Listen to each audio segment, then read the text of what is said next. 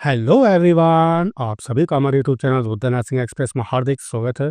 आशा करता हूँ जो आप सभी लोग अच्छे होंगे। आज का हमारा इम्पोर्टेंट टॉपिक ऑब्स्टेट्रिक फार्माकोलॉजी के अंतर्गत आज हम लोग प्रोस्टाग्लैंडिन्स के बारे में चर्चा करेंगे।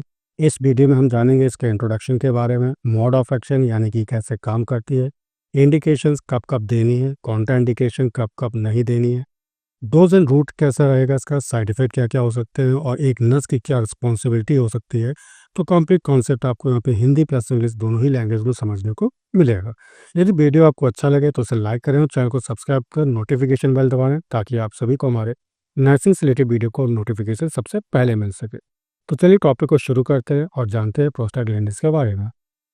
तो सबसे पहले हम बात करेंगे इंट्रोडक्शन की। तो prostaglandins are unsaturated fatty acid. याद रखिएगा, प्रोस्टाग्लैंडिन बेटा क्या होता है, ये अनसैचुरेटेड फैटी एसिड होता है। क्लियर है। चलिए सेकंड पॉइंट हमारा, derive by the action of prostaglandin synthetase enzyme on arachidonic acid.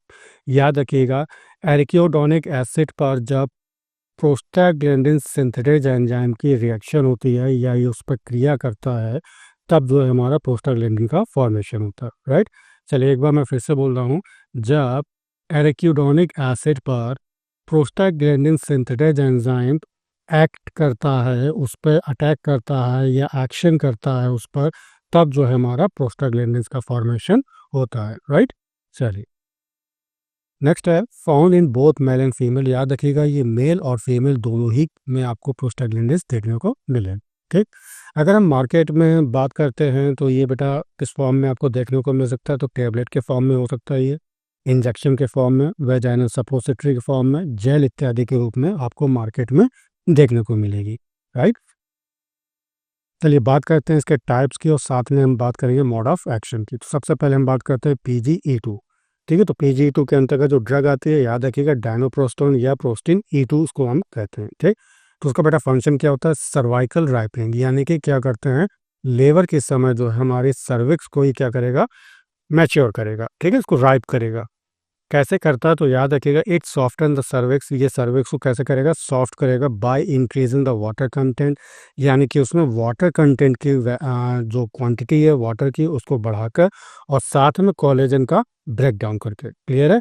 ठीक है, एक बार मैं फिर से बता रहा हूँ, यदि आपसे कोई पूछे कि सर्विक्स जो है वो कैसे सॉफ्ट हो जाते, तो आपका आंसर क्या होगा, वाटर की अगर क्वांटिटी को बढ़ा दिया जाए और कोलेजन को ब्रेक डाउन कर दिया जाए तो उस केस में क्या होगा बेटा, जो सर्विक्स होगी वो सॉफ्ट हो जाएगी। राइट। नेक्स्ट है इंडक्शन ऑफ लेबर। ठीक है, यानी कि लेबर को प्रेरित करने में हेल्प करती है। कैसे, तो याद रखिएगा, PGE2 binds to EP receptors in the myometry. ठीक है, यानी कि हम जानते हैं कि बेटा यूट्रस की जो मिडल लेयर होती है उसको हम क्या कहते हैं, मायोमेट्रियम कहते हैं।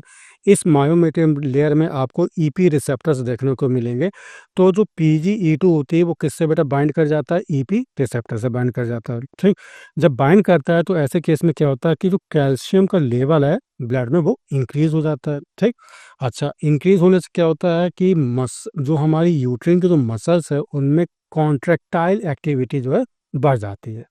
ठीक है, यानी कि उसमें कॉन्ट्रैक्शन प्रारंभ हो जाते हैं। क्लियर है बच्चा। चलिए आगे हमारा टाइप है PGE1। ठीक है, तो उसके अंतर्गत ड्रग याद रखिएगा, मीसोप्रोस्टोल। ठीक, इसका काम क्या होता है, तो cervix ripening and induce labour. ठीक है, तो ये भी बिल्कुल बिल्कुल सेम वैसे ही काम करेगा जैसे कि PGE2 हमारा वहाँ काम कर रहा था, वैसे ही जो है यहाँ पे PGE1 भी काम करेगा।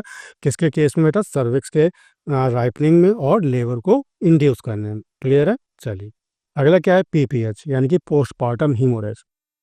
तो it is use to control PPH by promoting uterine contractions and reducing blood flow. याद रखिएगा, ये PPH को कैसे कंट्रोल करेगी, तो याद रखिएगा यूट्रिन कॉन्ट्रैक्शन। ठीक है, यूट्रिन कॉन्ट्रैक्शन को प्रमोट करके जो है ब्लड फ्लो जो हो रहा होता है उसको ये रिड्यूस करता है। इस प्रकार हम PPH को कंट्रोल कर सकते हैं। चलिए अगला हमारा ड्रग है PGF2 अल्फा। तो याद रखिएगा, इसके अंतर्गत जो ड्रग आती है उसका नाम है कार्बोप्रोस्ट 15 मेथिल PGF2 अल्फा। ठीक है, चलिए इसका फंक्शन क्या होता है, तो सबसे पहला है इंडक्शन ऑफ लेबर। ठीक है, यानी कि लेबर को प्रेरित करने में। तो याद रखिएगा, it act similarly two PGE2। जैसे कि हमने अभी आपको बताया था कि जिस तरह PGE2 जो है लेबर को इंड्यूस करने में हेल्प करता है, ठीक उसी प्रकार PGF2 अल्फा भी आपका उसी टाइप में हेल्प करेगा, ठीक है, उसी प्रकार हेल्प करेगा। अगला है पीपीएच, ठीक है। तो इट एक्ट सिमिलरली टू पीजीई1, जैसे मैंने अभी आपको पीजीई1 में बताया था कि किस प्रकार जो है पीपीएच को कंट्रोल करता है, तो ठीक उसी प्रकार पीजीएफ2 अल्फा भी ये पीपीएच को कंट्रोल करेगी। क्लियर है बच्चा? चलिए बात करते हैं हम लोग इंडिकेशंस की, यानी कि ड्रग को कब कब देनी है। तो सबसे पहला है इंडक्शन ऑफ एबॉर्शन, यदि आपको एबॉर्शन को प्रारंभ करना है तो उस केस में हम देंगे, ठीक।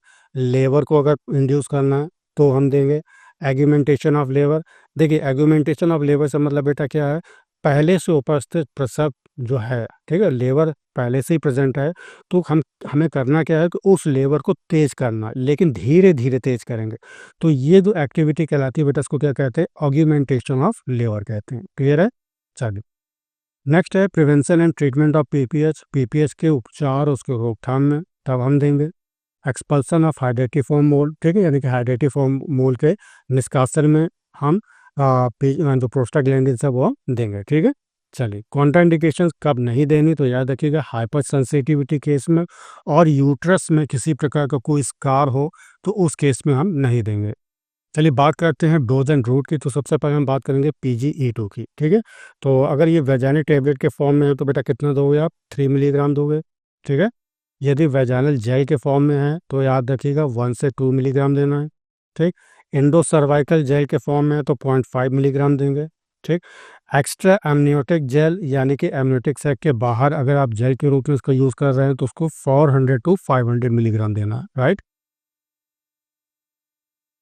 चलिए बात करते हैं PGF2 अल्फा, ठीक है। अगर आप IM दे रहे हैं तो याद रखिएगा 2 घंटे में आपको 250 मिलीग्राम देना है, ठीक। वहीं अगर आप IV दे रहे हैं तो याद रखिएगा 1 मिनट में 0.25 मिलीग्राम देना है।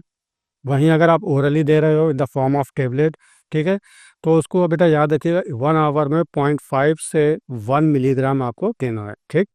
चलिए बात करते हैं इंट्रामायोमेट्रियल, अगर आप दे रहे हैं तो 1 मिलीग्राम देंगे। क्लियर है बच्चा? चलिए बात करते हैं इसके साइड इफ़ेक्ट की। अगर इसके प्रॉपर तरीके से ज़्यादा अगर हम दे रहे हैं प्रोस्टाग्लैंडिन तो क्या क्या आपको साइड इफ़ेक्ट देखने को मिल सकता है, जैसे कि नौसिया, जी में चलाना, वॉमिटिंग, उल्टी होना, डायरिया, दस्त होना, ठीक। फ्लशिंग, फ्लशिंग का मतलब बेटा क्या होता है, जब चेस्ट, नेक और फेस का अचानक गर्म हो जाता है तो बेटा इस केस को क्या कहते हैं हम लोग, फ्लशिंग कहते हैं, याद रखिएगा, ठीक है। चलिए नेक्स्ट क्या है, टेकिकार्डिया, टेकिकार्डिया का मतलब क्या, दिल का तेज धड़कना, ठीक। पायरेक्सिया मीन्स बुखार। चलिए बात करते हैं नर्सिंग रिस्पॉन्सिबिलिटीज़ की, क्या क्या जो है एक नर्स उत्तरदायी अपना निर्वहन कर सकती है ड्यूरिंग एडमिनिस्ट्रेशन ऑफ प्रोस्टाग्लैंडिन्स। तो फर्स्ट पॉइंट हमारा comprehensive maternal and foetal assessment before, during and after prostaglandins administration. क्या कहना चाहता है कि प्रोस्टाग्लैंडिन आप दे रहे हो तो देने से पहले, ठीक, ड्यूरिंग दे रहे हो तब, और देने के बाद, ठीक है। एक बार फिर से मैं बोल रहा हूँ, प्रोस्टाग्लैंडिन को देने से पहले, ठीक, उसके दौरान और उसके बाद में, ठीक है। तो हमें बेटा क्या करना है, मैटरनल और फीटल असेसमेंट का कंपैरेटिवली स्टडी करना है, तुलनात्मक अध्ययन करना है, ठीक है। चलिए नेक्स्ट क्या है, monitor vital sign, vital sign को हम मॉनिटर करेंगे, ठीक। एसेस यूट्रिन एक्टिविटी, ठीक है, यूट्रिन एक्टिविटी को हम एसेस करेंगे। और एक्टिविटी के अंदर बेटा क्या क्या आपको देखना है, फ्रीक्वेंसी, ड्यूरेशन और इंटेंसिटी देखनी है कॉन्ट्रैक्शन की, ठीक। कितनी बार आ रहा है, क्या उसकी अवधि है, कितनी तीव्रता से आ रहे हैं कॉन्ट्रैक्शन, ठीक है। तो ये सब बेटा क्या हमारा यूट्रिन एक्टिविटी है, तो उसको हमें एसेस करना है, राइट। चलिए नेक्स्ट है evaluate foetal heart rate pattern continuously, याद रखिएगा हमें लगातार फीटल हार्ट रेट को मॉनिटर करते रहना, उसका मूल्यांकन करते रहना, ठीक। चलिए assess the dilation of cervix, cervix का कितना डायलेशन हुआ है, ठीक, उसको हमें एसेस करना है। नेक्स्ट है administration of prescribe dosage and route, याद रखिएगा जो भी डॉक्टर ने डोज लिखी है, प्रिस्क्राइब जो किया है, जो रूट प्रिस्क्राइब किया, उसी के अकॉर्डिंग हमें पेशेंट को वो दवा देनी है, ठीक। चलिए नेक्स्ट क्या है, documentation of medication administration including time, dose and route, याद रखिएगा जो आपने ड्रग दी है पेशेंट को, ठीक, उसको कितने समय में दी है, यानी कौन से टाइम में दी है, क्या डोज था उसका, क्या रूट था, तो बाकायदा इन सब चीज़ों को हमें लिखित फाइल में लिखना है, ठीक है, यानी कि डॉक्यूमेंटेशन उसका करते रहना है। नेक्स्ट है continuous foetal monitoring to detect sign of foetal distress. ठीक है, जैसे कि मैंने अभी आपको बताया था, फीटल का यहाँ पे फीटल हार्ट रेट है और उसकी फीटल की जो कंडीशन है वो लगातार हमें मॉनिटरिंग करती रहनी है, जिससे किसी प्रकार का कोई फीटल डिस्ट्रेस देखने को ना मिले। अब फीटल डिस्ट्रेस में बेटा क्या क्या हो सकता है, जैसे ब्रेडिकार्डिया यानी कि दिल का धीमे धड़कना, ठीक है, टेकिकार्डिया दिल का तेज धड़कना, राइट। नेक्स्ट है assessment of maternal side effect. ठीक है, याद रखिएगा मैटरनल माँ को होने वाले कोई अगर साइड इफेक्ट हैं जैसे नौसिया, वॉमिटिंग, डायरिया, फीवर है तो उसको हमें असेस करना है। ठीक, नेक्स्ट क्या है, immediate intervention in case of foetal distress और यूट्रेन हाइपर स्टिमुलेशन। याद रखिएगा अगर यूट्रस में बहुत ज़्यादा तेज कॉन्ट्रैक्शन पैदा हो रहा है, हाइपर स्टिमुलेट हो रहा है या फीटल डिस्ट्रेस के केस में क्या आपको इंटरवेंशन करना है, तो याद रखिएगा तुरंत जो है प्रोस्टाग्लैंडिन्स आपको रोक देनी है। ठीक, ऑक्सीजन आपको देना है, चेंजिंग मैटरनल पोजीशन, माँ की जो पोजीशन उसको तुरंत चेंज करना है। क्लियर बच्चा? चलिए अगला क्या पॉइंट है, providing comfort measures to the patient. ठीक है, याद रखिएगा यहाँ पे पेशेंट को हम कुछ आरामदायक तरीके यहाँ पे पेशेंट को देंगे। ठीक है, जैसे आइस पैक हो गया, बैक रब हो गया, उनकी पीठ को सहलाना या रगड़ना। ठीक है, तो उससे क्या होगा, पेशेंट को आराम मिलेगी।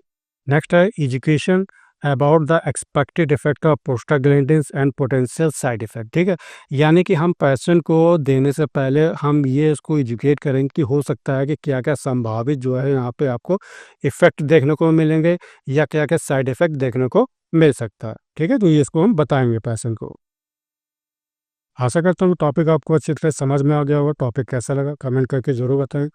यदि आपका कोई कमेंट हो इस चैनल से रिलेटेड या इस टॉपिक से रिलेटेड तो उसे कमेंट बॉक्स में ज़रूर लिखें, उसका आंसर देने में मुझे खुशी मिलेगी। तो मिलते हैं अगले वीडियो में, तो तब तक के लिए अपना ख्याल रखें। Take care, bye bye, thank you so much.